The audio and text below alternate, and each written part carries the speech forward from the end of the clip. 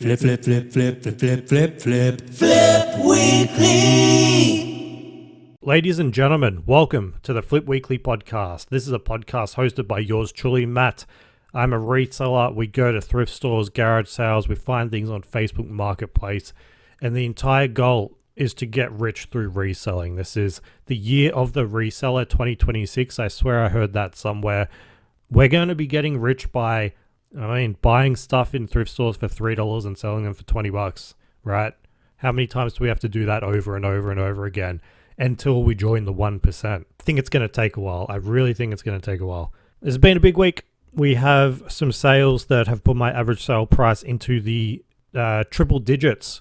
We are way past 100. We were on an average sale price of $230. But is that really saying anything considering we're barely into the month? You know, if I had one sale on February 1st for $1,000, my average sale price would be $1,000. Is it anything to be bragging about? Not really. I think it sounds cool though. $230 average sale price, but that was destroyed by a really shitty sale. We won't get into it at the moment. We have a lot to get through for the week. We have books that have been picked up in Savers for like $5 that have gone on to sell for $300. We have Starbucks coffee mugs that weirdly have sold listings close to $1,000. And we have a breakdown of Law and Order on DVD, which is going to be really fun if you love data, if you love numbers, if you love hearing about the fucking millions of Law and Order spin-offs, then man, you're going to love that. Plus, I go and pick up this rich kid's collection. I'm assuming he's a rich kid. I'm going to call him a rich kid throughout the entire episode. I pick up this rich kid's collection of PlayStation 2 demo discs for just $50, and we're going to check out what they're worth in 2026. We have all that and a lot more. But look, my week, it was a busy week. We had our belated Christmas with my family on Saturday. Or was it Sunday? No, it must have been Sunday. I told you last week I picked up a Fisher-Price Great Adventures castle for my nephew who has just turned 1 year old. 1 year old. Safe to say, doesn't know what a Fisher-Price Great Adventures castle is. It is a toy from my childhood that you can resell for about $150, and it included a whole bunch of little action figures that you could resell for about $200. He honestly did not give a fuck. I don't think he really knows what's going on. He's 1 year old, so that was a bit of a disappointment. But then my niece, who is 2, had a look at it and had a play for about 5 minutes. Really, about 5 minutes.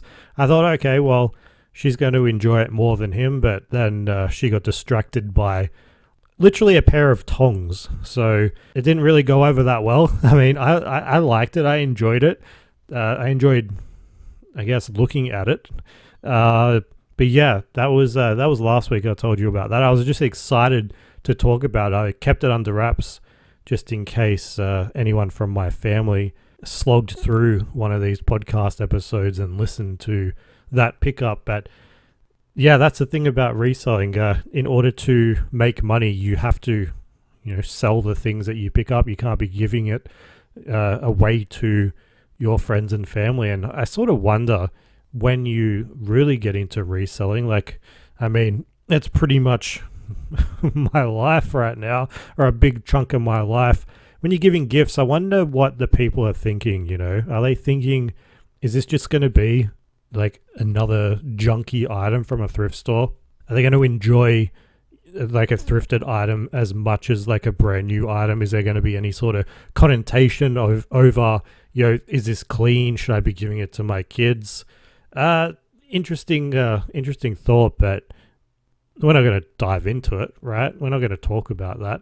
We're going to talk about some of the things that we've found this week, some of the things that we sold this week. I sent through emails, sort of off topic, to everyone that won a Street Shark last week.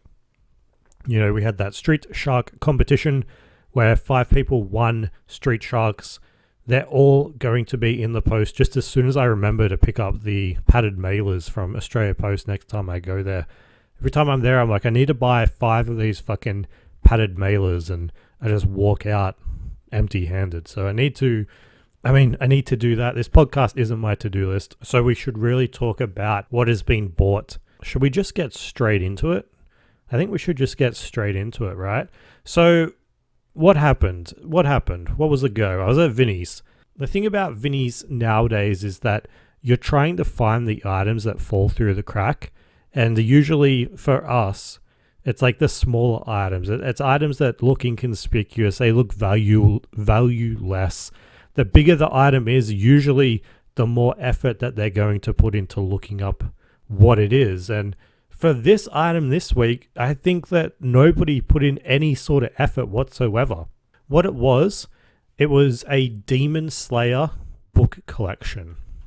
Now, look, I know I talk about books a lot, and there is that idea that books are boring, but man, it's not boring when you make some money out of them, right? So this was the Demon Slayer complete box set, and to put that into context, there's like 25 of these books within the set that were within a giant box with a carry handle. So usually you would think, well, this is big, it looks like it's worth a bit of money. Are they going to put in extra time and extra effort to price this thing? The answer is no. Like I said, 25 books in the collection.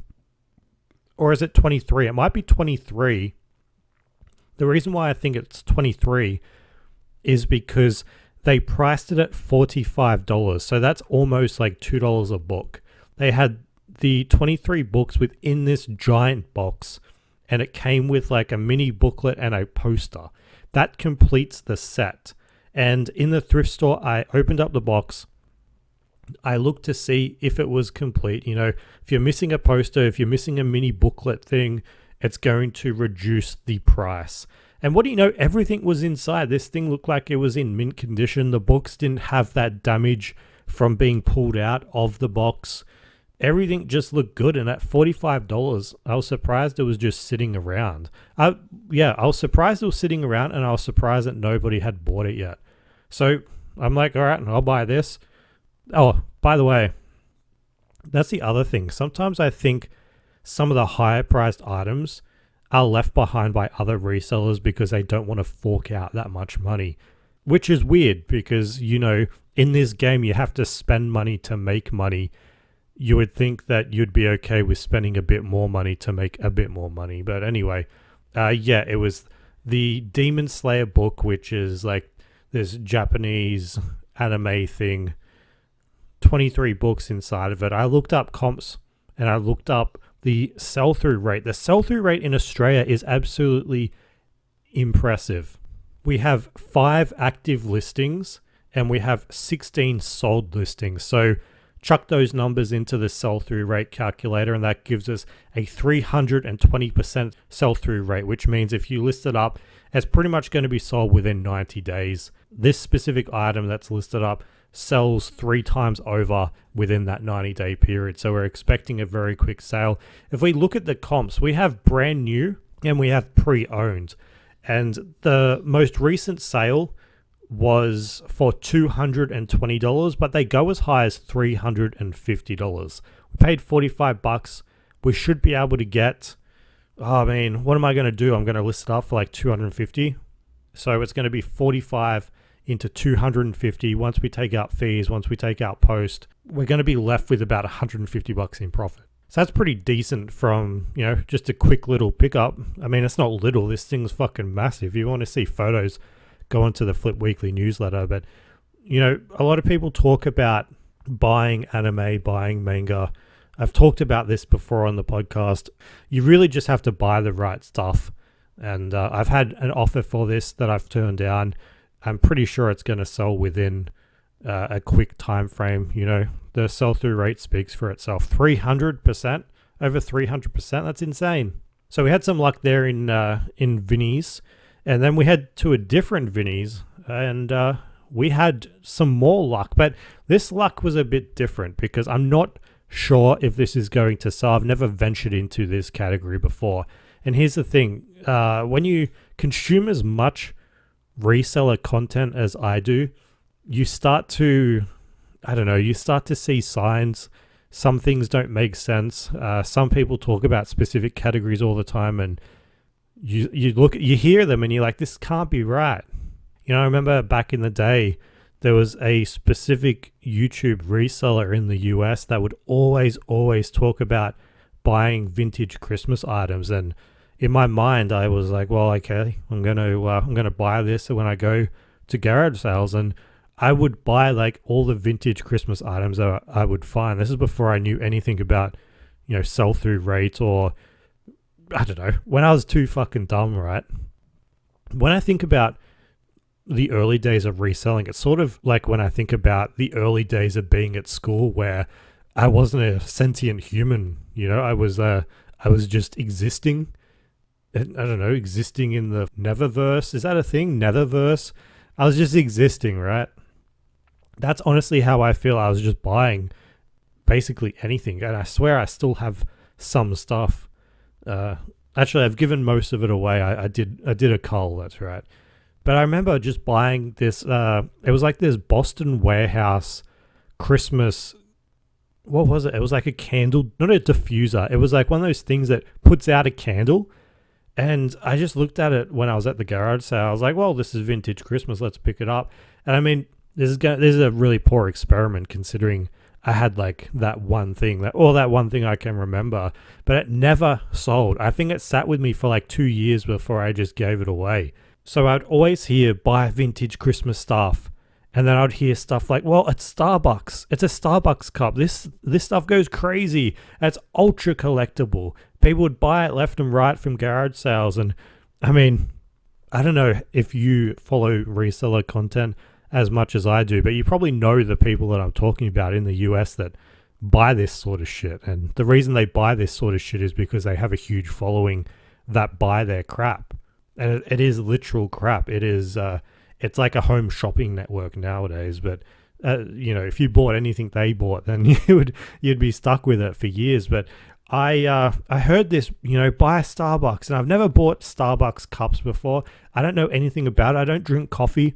I can't afford to give myself like another addiction. But I heard this Starbucks collectibles worth a lot of money.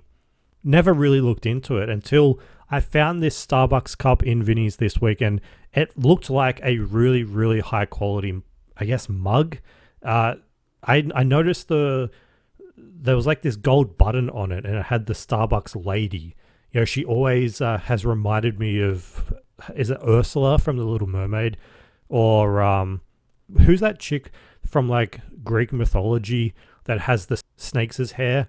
Is that Ursula from Little Mermaid, or is that I don't know. I really don't know history.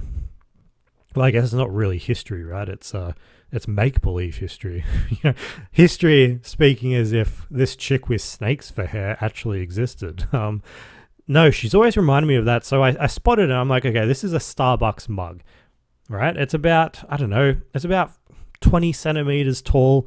It has this gradient green color to it. The bottom of it is really green. The top of it goes to normal glass color. It has a little star on the lid, and it's heavy, man. It weighs like a kilo. Like, feels like a high quality glass. So I looked it up online, and it appears to be a exclusive to China Starbucks. I didn't know Starbucks had like exclusives like their fucking like Disney theme parks. This is a China exclusive, only available in China. And I think the specific word for it, or the specific description, was like this iridescent glass Christmas mug. Some bullshit like that. And I saw one active listing, one sold listing. The active listing and the sold listing was both for around the $100 mark. So I was like, okay, it's $8 in Vinnie's. Should I just buy it and test it out? I want to test out what this market is like. Because here's the thing about Starbucks mugs. If you go into eBay right now and just type that in, Starbucks mug, you're going to see like literally 250,000 results. This is so many fucking listings for cunts trying to offload their Starbucks mugs. And I didn't scroll through them all. I don't know if you sort lowest to highest, if they're actually going to be, just like a Starbucks cup, like a regular cup. I don't know. So there's so many listed. I checked the sell-through rate on Starbucks mug, just that keyword, and it's really bad. It's like 14%, which basically means if you list up a regular Starbucks mug that fits into this category, it may sell by, I guess, this time next year. So of course I'm thinking, well, my mug's different. My mug's special. There's something special about my mug because I found it and I'm special. I just bought it. Look, I bought it. I couldn't find, at least I couldn't use the right keywords to find any more of these mugs on eBay. To be honest, couldn't even find the other listing that I found when I was in the thrift store. Again, I don't know why. I think because there's just so many different words to describe this mug to, filter out all of those hundreds of thousands of descriptions. And I listed it up on eBay for $100. I don't know if it will fucking sell. Like this thing, it's a mug at the end of the day. I think it's a pretty mug, I don't know if I've ever said those words before, but I think it's a pretty mug. I know it's high quality. I know it has like a detachable lid. I just don't know if it's worth $100, but we're going to find out. We're going to find out together. And at the same time, I'm thinking like that's a lot of money to spend on a mug. But I said earlier, I didn't search by lowest to highest on these mugs, but searched by highest to lowest. And man, there are some Starbucks mugs that sell for obscene amounts of money. There's one called the Giant Abbey Classic. It honestly just looks like a giant white mug. And when I say giant, like I'm not saying like the size of your fucking head. It's like a normal mug, just a tiny bit bigger.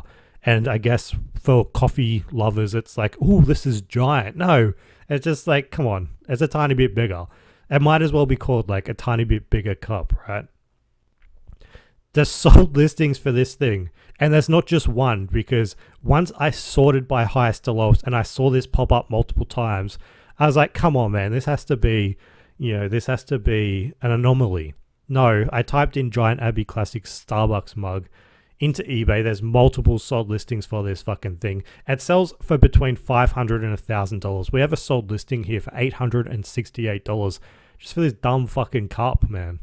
And then I keep searching this Starbucks mug, and then there's like these specific design patterns of cities in the world. We have a Tokyo one. We have some other cities in Spain. The titles are like discontinued, very hard to find, very rare. And these cunts, this Tokyo one sold for over $1,000, $1,025. Like, what the fuck? For a Tokyo Starbucks global icon mug. Can I just say, who the fuck is paying over $1,000 for a Starbucks mug? I don't know if this thing was sold in Tokyo at the time for like, it would have been like $5, $10, $15, $20. It wouldn't have been much. Somebody is paying $1,000 for this thing. Do they have how people display their fucking Funko Pops or whatever? Are they displaying their mugs and it's all just Starbucks cities? Like, that's fucking weird, man. That's weird. Just imagine the amount of dust fucking build up inside of this thing. It's gross to think about. And then imagine like you're wanting to get into collecting something and someone's like, why don't you collect those Starbucks mugs? The city ones. Why? That's just, I don't understand it. Imagine if your fucking shelf broke. Someone's like, oh, no point, having a little cry over a broken mug. Like, dude, there's a $1,000 mug. That's insane. So these Starbucks mugs, it's just a very unusual category. And I'm trying my luck out with this iridescent 2021 China exclusive. Will it sell $100? I don't know. But I'm putting my foot in the water. What did they say? Dipping my toe in the water. Dipping my toe in the mug. And let's just see. And, I guess if it does sell, then I'll owe an apology to those YouTube resellers from the States that constantly pick up Starbucks shit. Anyway, we're going to move on to something a bit more fun than mugs. And that is examining Law and Order DVDs. Man, you gotta bear with me here. This is a lot. I mean, this is. Wait, I found in a salvos this week, Law and Order UK. I found series 1 to 4, and I worked out eventually that I could list it up for $100. Right? I didn't know that Law and Order had a UK version. To be honest, I don't think I've ever seen a Law and Order television show. So when I saw that I could list it up for $100, I was like, well, what other Law and Order TV shows are worth picking up? You know, I know the original has like a fucking million seasons of it. Is it worth collecting them and eventually selling them? Because Law and Order is something you see at the thrift store, man, every single fucking time you go there. And I guess if you can get it for $1 a case, it might be worth picking up. So I examined every single Law and Order television show, and I didn't realize there were so many spin-offs of this thing. There was a lot, right? We have the regular Law and Order, we have SVU, we have Criminal Intent, we have Toronto, we have Organized Crime, we have London, and we have Trial by Jury. Now, man, that's a lot of spin-offs. In total, there's like almost 50 seasons worth of television shows there. And look, I don't want to judge anyone that watches Law and Order, but you know, I've always thought of it as like one of the most generic, even though I've never seen it. You know, this is just my fucking poor opinion on something I've never seen. I'm one of those cunts. I've always thought of it as a television show for, I guess, people that like watch free-to-air television. You watch what the television program shows you. You know, you don't go out and watch your own thing. It's just whatever is put in front of you. I don't know. I don't have a strong opinion on this. I'm saying this as if I have a strong opinion on people that watch Law and Order. Nah, not really. Anyway, I worked out all of the last sold price for like the complete series of all these shows, and then I worked out the price per season. I mean, I can just imagine telling my family this, and they'd be like, you got way too much spare time to be doing this. And hearing myself say, no, I don't know why I did this. It's not really helpful. I worked it out, and I thought there would be like these huge anomalies, these huge gaps in pricing. Nah, it's pretty much all the same, man. I didn't really get too much out of it, except the fact that if you're going to buy any sort of Law and Order, the best one to be getting is Law and Order Trial by Jury. The reason why is because we broke it down price per season, and Law and Order Trial by Jury has the highest price per season at $60. I think that's because there's only one season of this show. It's the only one case, so you wouldn't be hit with like a huge amount of postage. Whereas, for example, the original Law and Order has 25 seasons. The last sold price was $250. It was $252.57. The price per season for it is like $10.10. So if you find the original Law and Order in a thrift store, I honestly, for it to be worth it for me, I would need to be getting the DVDs at less than $1. Because if you buy it $2 a case, that's 25 seasons at $2 a case, you're at $50. You add in postage, you add in fees. It just doesn't seem worth it, really. It's the same with Law and Order SVU. There's 24 seasons. The last sold price was $300, so the price per season is a bit higher at $12.50. Criminal Intent has a price per season of $10. Law and Order Toronto has a price per season of $18.48. Organized Crime, $10.61. London, which is the UK, $18.75. So really, if you're going to be buying Law and Order, this is the order. Fuck. Trial by Jury, $60 per season. London, UK, $18.75, and then Toronto, $18.48. So I guess the takeaway is avoid the generic and go for the more niche. You want the Toronto, you want the UK, you want the Trial by Jury. That's where you're going to be making the most money. Collecting the original Law and Order, you're going to have to find 25 seasons of the show, and you know, at $10.10 per season, you spend $2 for the disc, for the case.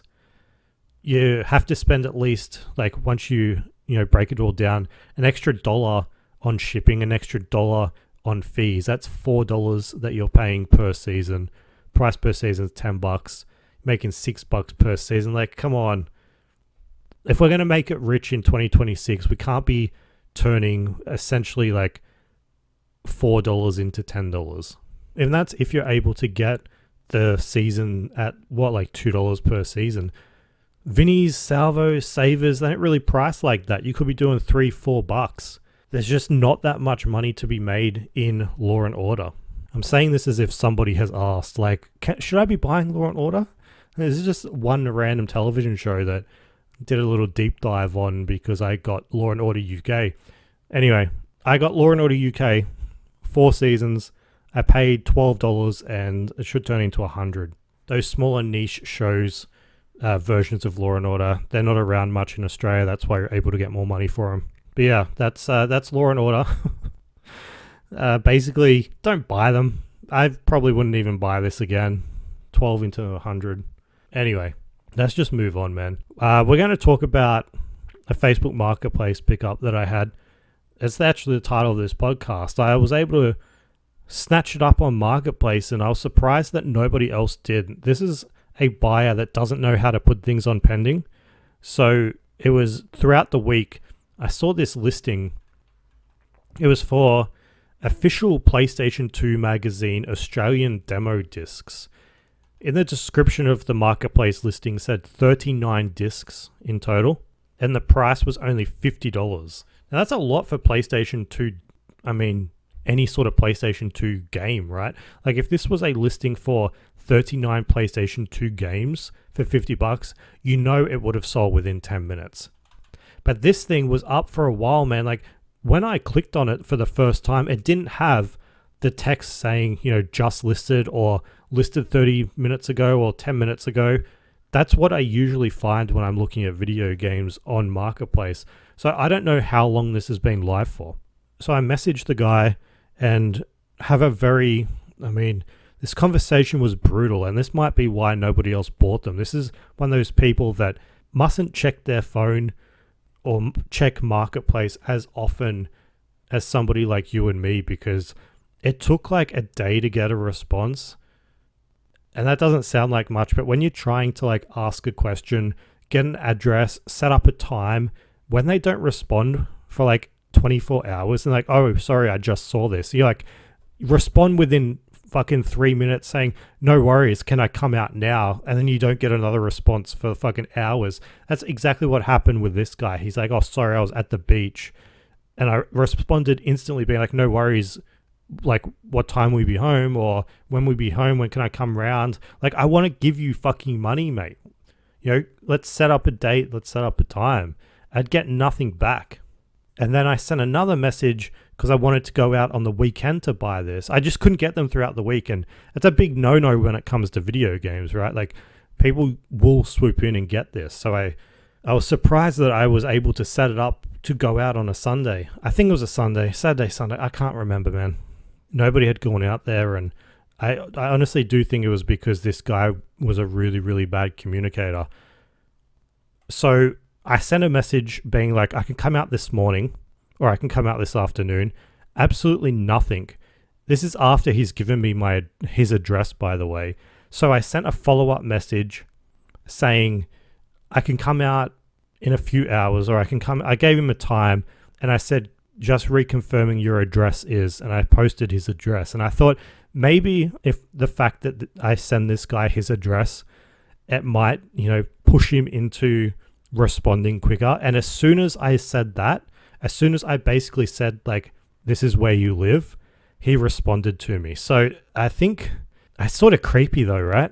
It's like as soon as I said to this guy, this is where you live, he responded. There are 39 PlayStation 2 magazine demo discs. I went out there, I picked it up. He gave me a box that didn't have any tape on the bottom of the box. So as soon as I put it in the car, man, it shifted around. I go to get out and every single fucking game has like gone through the bottom of the box. I'm like, why didn't this guy tell me that there was no tape on the bottom of the box? Why did he do this? Why? It's so weird, right? Also, the box was way too big. I literally said to him when I rocked up, like, oh, wow, is there that many that require this box? And he's like, I don't think you would be able to carry them without the box. I was like, okay. And then, I'm not kidding, it weirdly stuck with me that later that night, I tried to carry all of these 39 discs in one hand. And I could do it. I'm like, what was this guy talking about? He said he had just moved. I honestly think he was just trying to get rid of this broken box. Very, very weird. It's like such a bizarre thing that just stuck with me for the rest of the day. Like, why did he do that? I get all these games up inside. I take a look at them. There is a lot. I start to go through them. And what I find is these discs go from demo disc 22, which is Christmas 2003, and they go all the way up to demo disc 59, which is November 2006. This guy has every single issue from between those two dates. Now, this is really, really good for us. When I Googled lensed some of these discs, I thought they might be in sequential order because I was seeing, some numbers that were straight after the other. But I wasn't really banking on that. Like, that wasn't my angle. Because if you look up demo discs on eBay, I mean, surely you know what a demo disc is, right? Like, there was this PlayStation magazine that came out in the early 2000s, and just like magazines today and magazines back then, sometimes you'd get like a cute little gift with it, a cute little toy. Well, obviously the PlayStation 2 magazine gave out a disc which had game demos, upcoming game demos. Sometimes it would have trailers on it for upcoming games, just that sort of bullshit. And these demo discs on eBay, they're not flying out the door, right? Like, the sell-through rate on them isn't very high. If you list one up, an individual one, you're probably going to get between like $10 and $15 for it. However, there are bundles on eBay where people bundle about 7 up. There's multiple of these. There's multiple bundles of 7 that have sold for $70. So people are buying the bundle lots. So that's sort of what I'm counting on. But my angle for this wasn't so much just a quantity play. It was a quality play. I looked at the photos to see if there was any rare games. Some of these PlayStation 2 games sell for a lot of money. And I have this website called flipvidya.com where you can look at titles, where you can look at covers of the games, and you can guess which one's worth the most. Now, I've done that I've clocked a lot of hours doing that. So I can look at a title of a title of a PlayStation 2 game or a cover of a PlayStation 2 game, and genuinely, I know what it's going to be worth in terms of like, is it going to be not so much like the exact value, but like, is it valuable? Is it not valuable? So I was looking at some of the demos, and each disc has between 5 and 10 playable demos on it. And I'm scrolling through them. I can see some good ones. The first one that sticks out is obviously Simpsons Hit and Run. That's $100 game on PlayStation 2. And I'm thinking, like, if somebody can't afford to buy Simpsons Hit and Run for $100 on PlayStation 2, maybe they would buy the demo disc for a bit less. And that's what people have done. I looked on eBay sold listings for the Simpsons Hit and Run demo disc. People have bought it for like $25-$30. And I get it isn't the whole game, but it gives you a taste, like it gives you a bit. So I continue looking through, and there are some really expensive games. Like, there is Silent Hill 4. That is a $200 game. You can play the demo on one of these discs. There's Forbidden Siren 1 and 2. Those two games combined are like $300. So there's all of these like old school horror games. There's some like cheeky girl ones. There's like some like Rumble fighting. I can't remember what it was called. It was like, it wasn't Royal Rumble. That's fucking WWE. It was, I don't know, Rumble fucking cheeky girls or whatever. That's like $100 game. There's another one called CY Girls, which is $100 game. A lot of like bra and panties. That's what it says on the game. This isn't me saying bra and panties, but it was like fight in your bra and panties. That type of shit. Anyway, there's all these rare games like stacking up. Surely a collector would value this. Surely a collector might like having this. So we have rare games. This is the play, okay? I'll tell you the play. First of all, obviously, there's the quantity play. You're selling 39 discs. there's never been, at least in the past 90 days, a sale of any more than 7 discs in a bundle. Same with active listings. I can't see any bundles above 7 games. So we're going to be the highest bundle, highest price, but that's fine.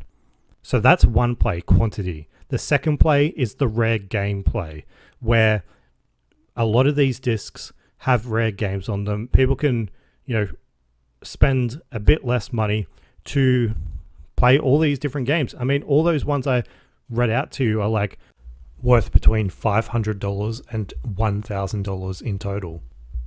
If you want to play all of them, spend a bit less money on this bundle that I'm selling, and you can play them all, right? And the other play that we have is the fact they're all in sequential order. So somebody might look at this and think, well, it could be cool to start collecting these. We could have every single issue. This is a huge chunk.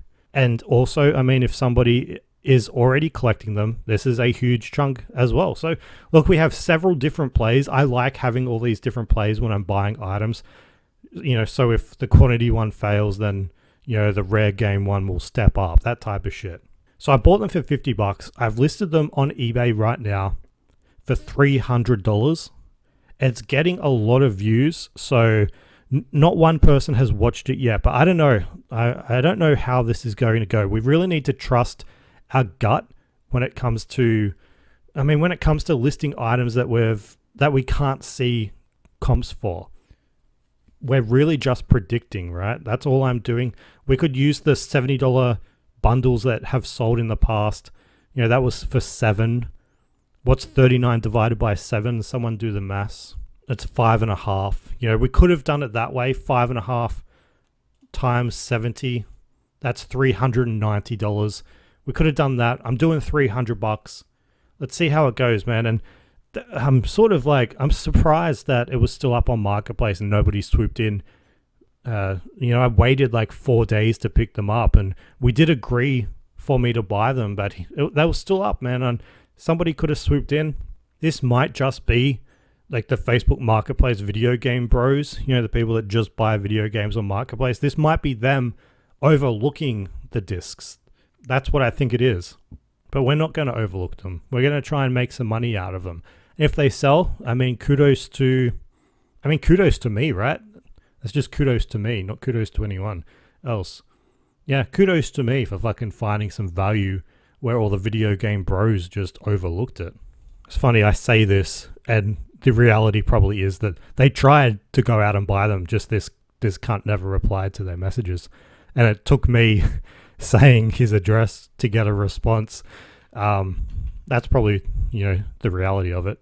There's a few more sales for the week. If you want to check them out, go to flipweekly.com and see the photos in the newsletter. But I think it's time for some sales. It is sales time. And we're starting off with a sale that I am basically including to punish myself, right? I swear when I picked this up originally, it was worth more than what it sold for. The title of it alone had the word rare tacked onto the end of it. But man, I sold a 2008 Nintendo Super Mario Bros. Plush toy. You want to know what it sold for? It sold for $20. A $20 sale price. Man, we worked so hard to get our average sale price up.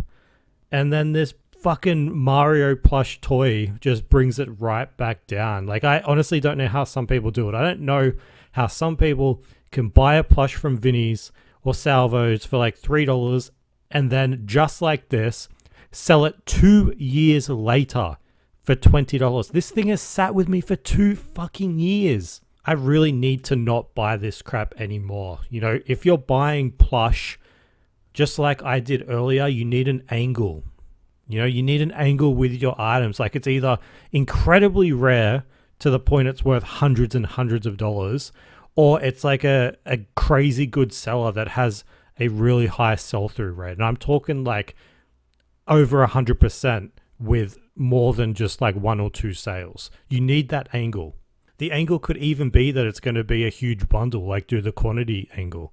You just need something besides like, I have this single plush toy, I'm going to turn $3 into $20. in 24 months. Like, if it wasn't for this fucking Mario plush toy, my average sale price would be sitting so high. You know, we sell things every single week for over $100. And then the law of averages, we get a $20 sale.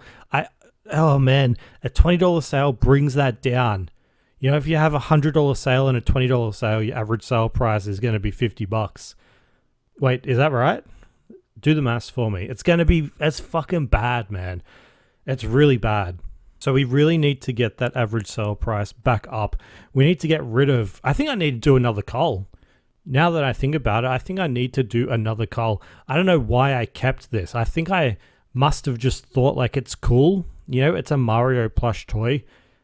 I mean, I don't know. I'm thinking back to it now and I look at it and I'm like, this isn't cool. A plush toy isn't cool. It's just Mario. You see Mario all the time. And I don't want to fuck around with a $20 sale price, especially after 2 years. I think when I do my next cull, I'm going to not go through every single storage container. I'm just going to look at my oldest listing that I have, see which storage container it is in, and then just pull it out. I'm going to work my way down like that. I just want all that shit gone. And I swear, like, if I got rid of all this crap that I bought years and years and years ago, where I was getting really shit advice, or at the same time, just like going with the flow type thing, man, my average sale price on my store would be so high.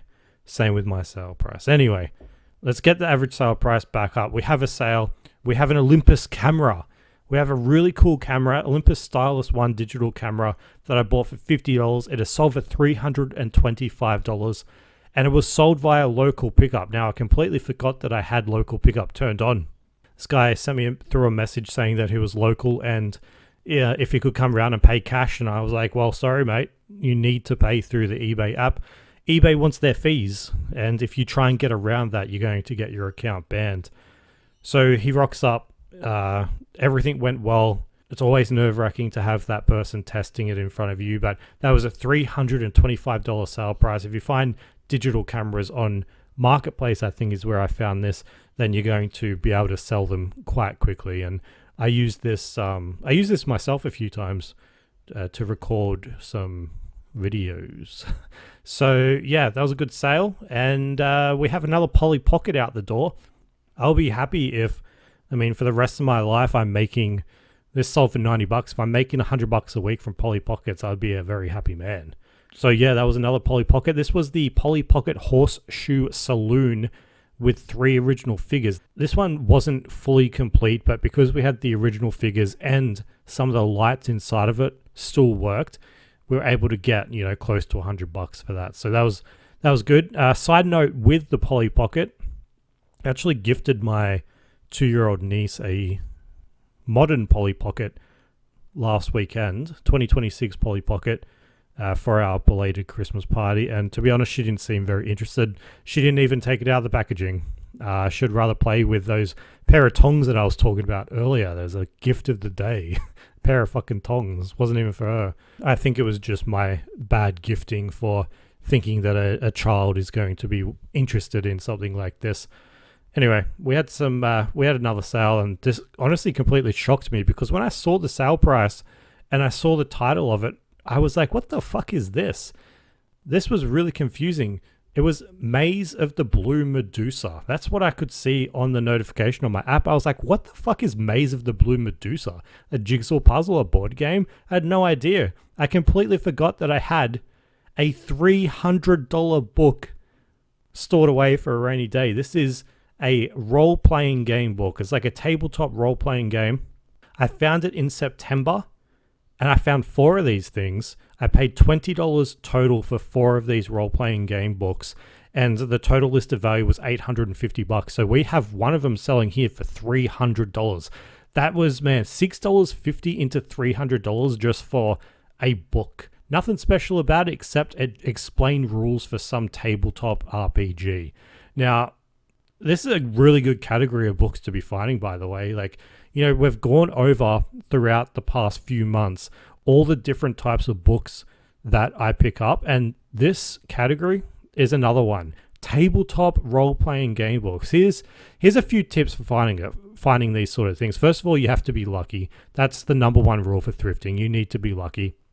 Number two, when it comes to these RPG game books, is you need to find them in one of three categories. It's either going to be in the sci-fi category, it's going to be in like the crafts, arts, hobbies category, or it's going to be misplaced in the military history category, because most of these RPG games, they're based on battles. They're based on people fighting each other. So they might sometimes be put in military history. When I talk about RPG game books, people usually play them with miniature figures, and they have specific rules, specific actions that the book tells you what to do. I've never played one in real life before, so this is just a general idea.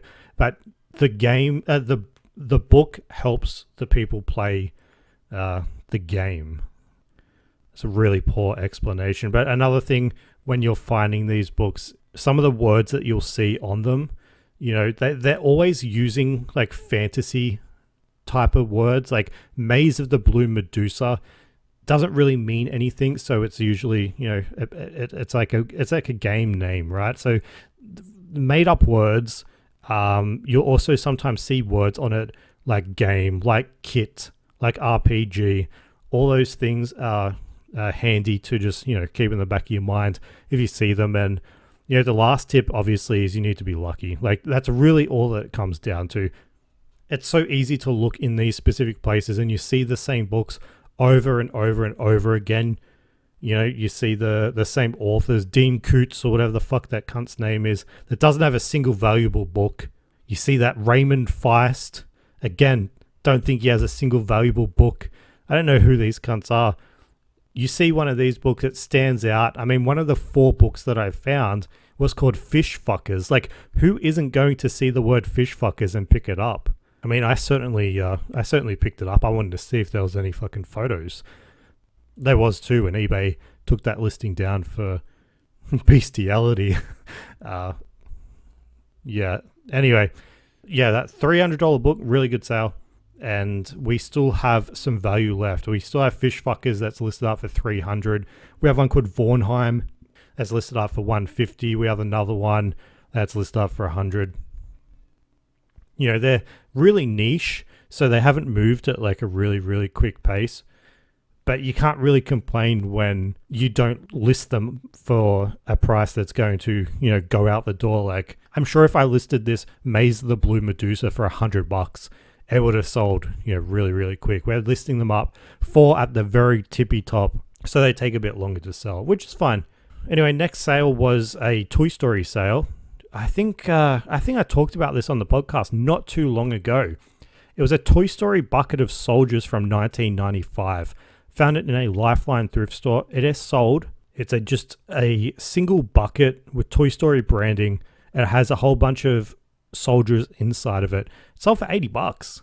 And this was the litmus test. This is what I said to you.